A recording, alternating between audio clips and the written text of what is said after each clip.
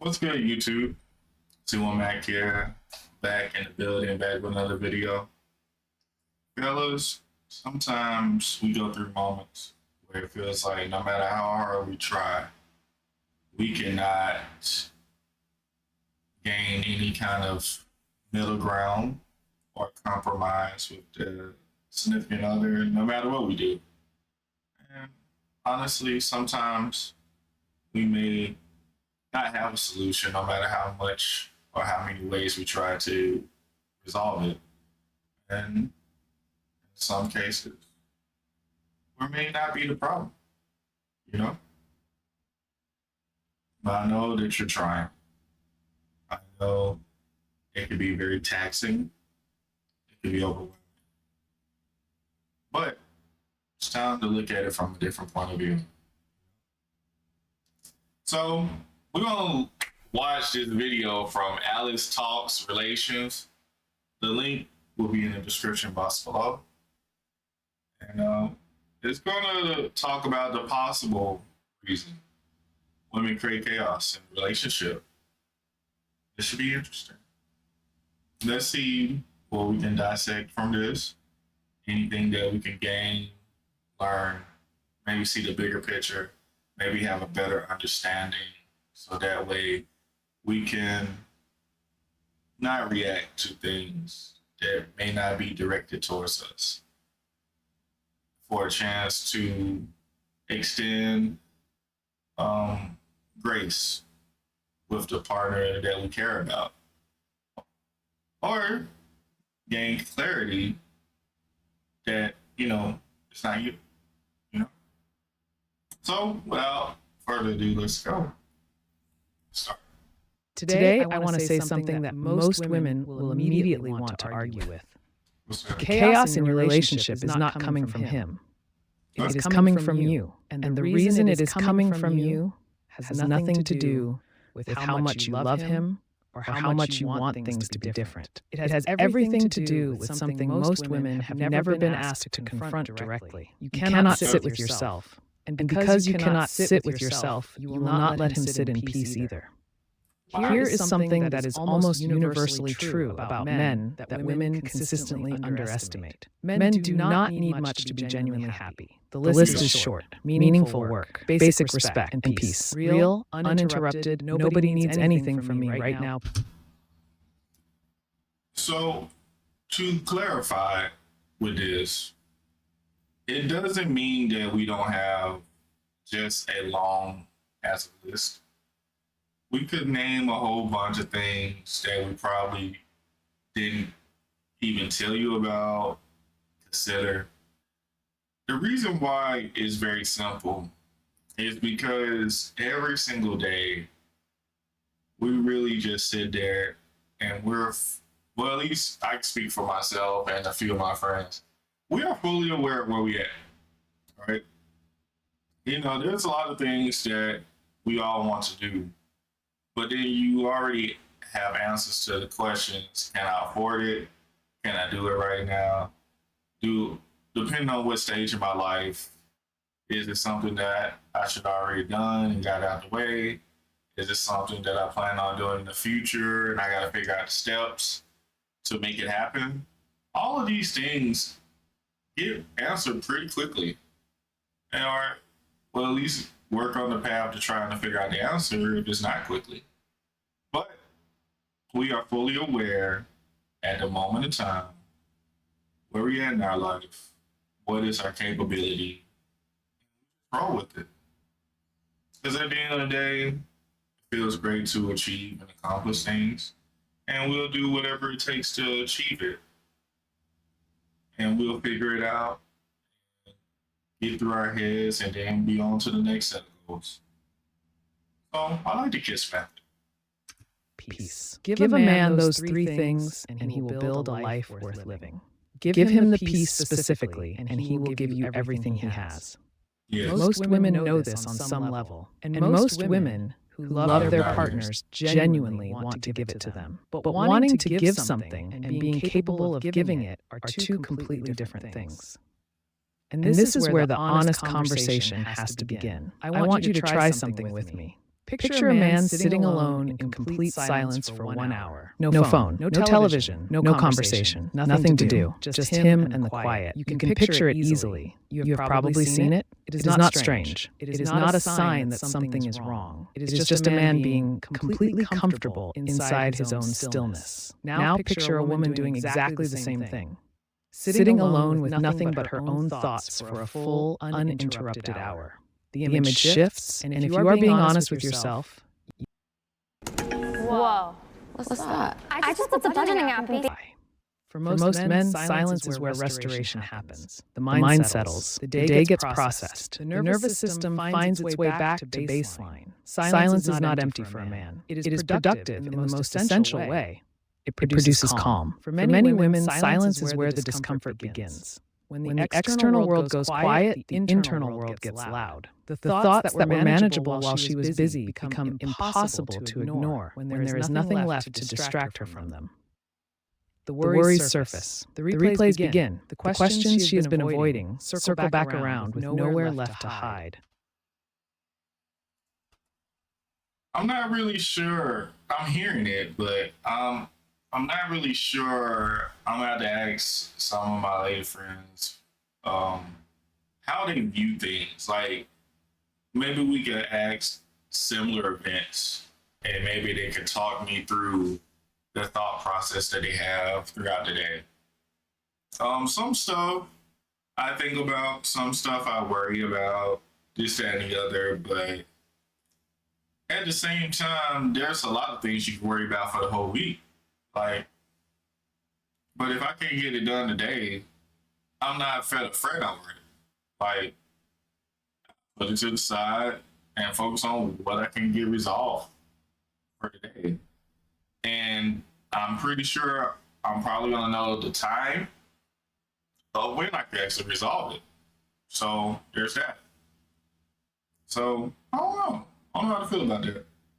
Maybe like what in the world is racking your brain? Everything I do, I don't have any regrets. The way I move, the way I talk. If there's something I need to improve, I improve it. I'll take it in consideration.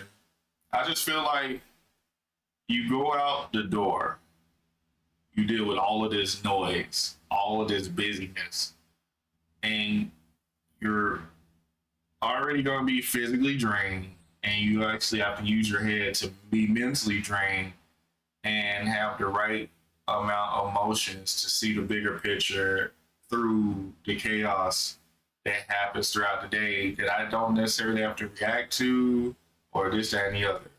But then knowing that I could just come back home and I have a home where I could have a moment to myself before starting to deal with the noise inside, that I could just sit and just kind of clear my head just for a few minutes and just kind of put work or whatever happened through the day to the side because it's done, it's over with, just like business hours, and then just focus on what I want to do or what needs to get done at home.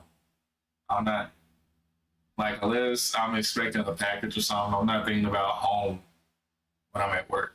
I can separate so many different things and just deal with them accordingly with what needs to be done right now and what I can worry about later.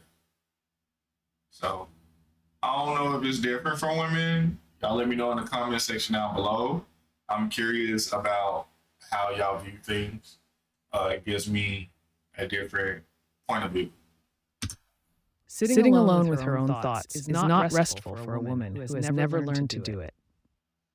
It is uncomfortable in a way that builds the longer the silence lasts. And here is where the relationship pays the price. A woman who cannot tolerate her own internal silence will not allow external silence to exist around her. Because sitting in a quiet room while her thoughts get louder is an experience she has no tools to manage.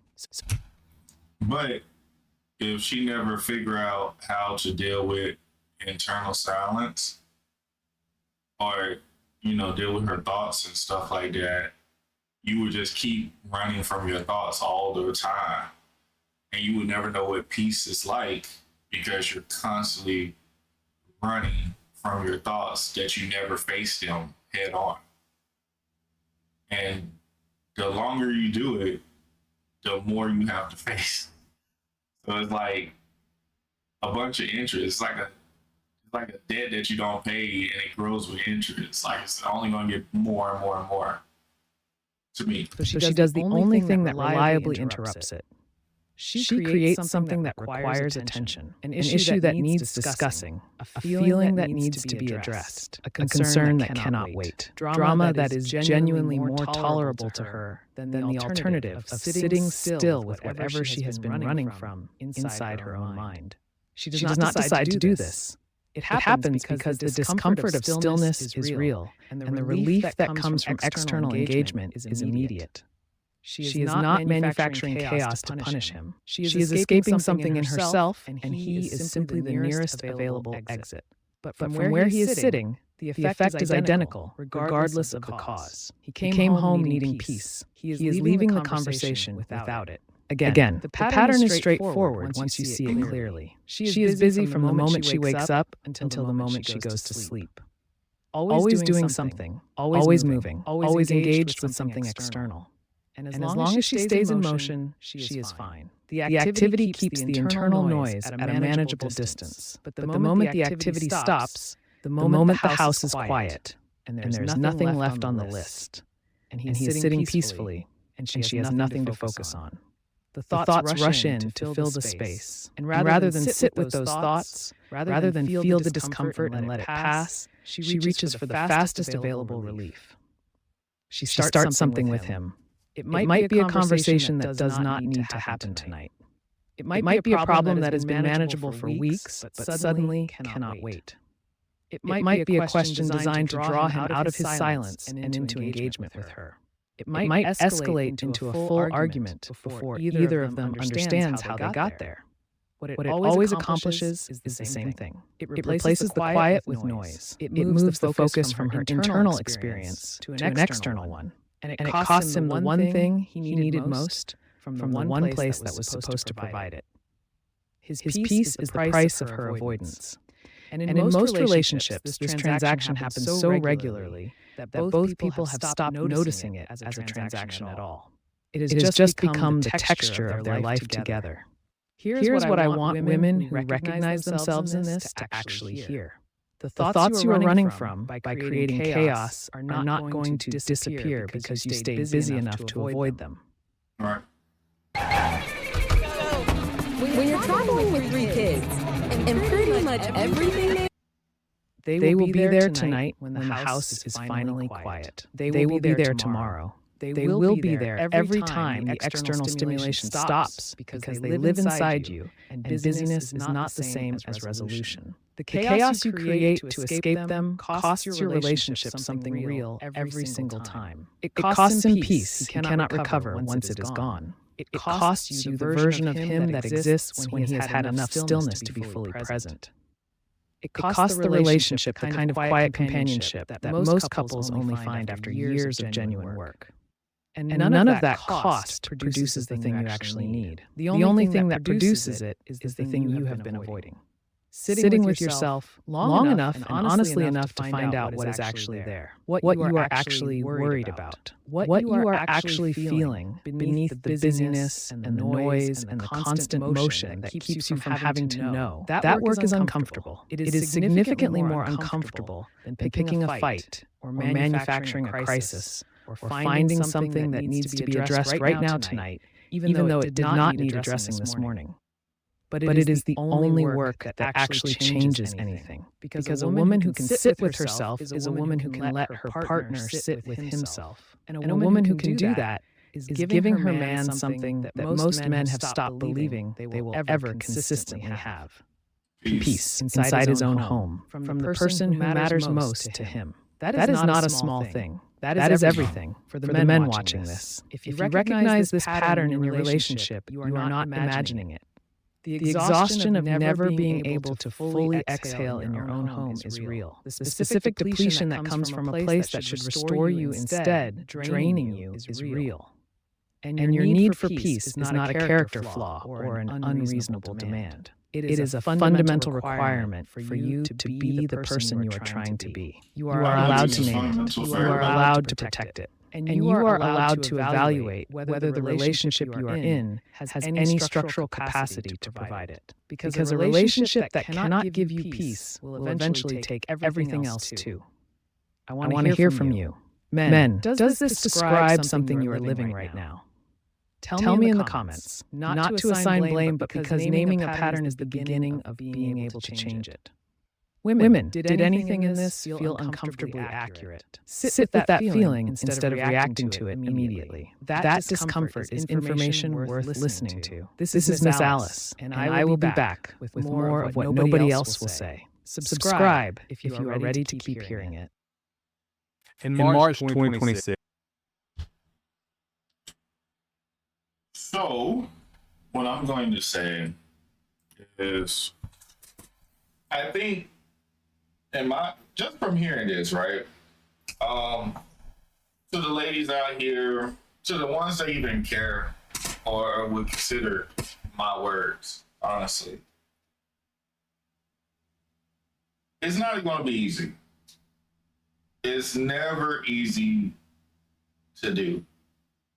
It takes effort. But seeking your peace is very important, right?